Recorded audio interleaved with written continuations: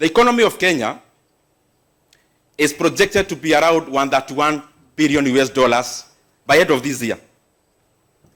That means it's allowed 60.9 trillion, thereabout.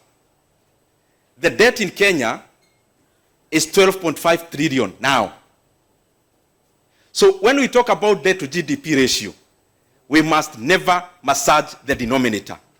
Because you can just take your calculator now, tell me 12.5 divided by 16.9, whether it is 64% as it presented. It is actually over 70% debt to GDP ratio.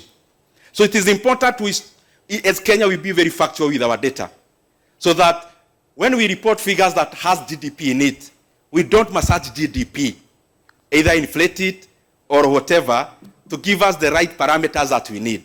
Let me go back to my presentation. In 2003, when President Kibaki took over, the debt in Kenya was 600 billion Kenya shillings. 600 billion Kenya shillings when President Kibaki took over. By the time he left, it was around 1.8 trillion Kenya shillings. And therefore, President Kibaki borrowed roughly, because there are some decimal points, around 1.2 trillion Kenya shillings for the entire 10 years he was president. And therefore, he was borrowing around 120 billion it's actually 100 billion every year. When President Uhuru Kenyatta took over, the debt was 1.8 trillion.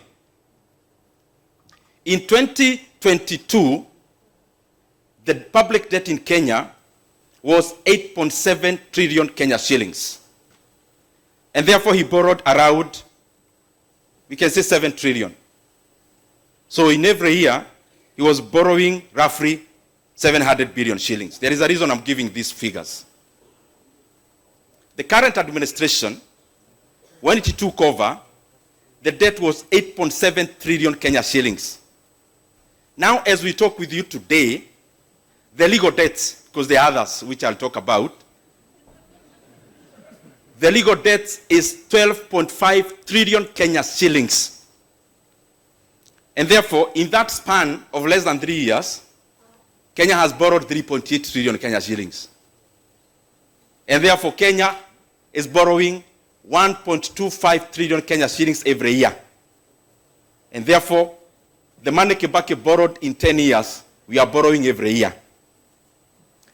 And therefore, every day, we are borrowing 3.5 billion shillings every day.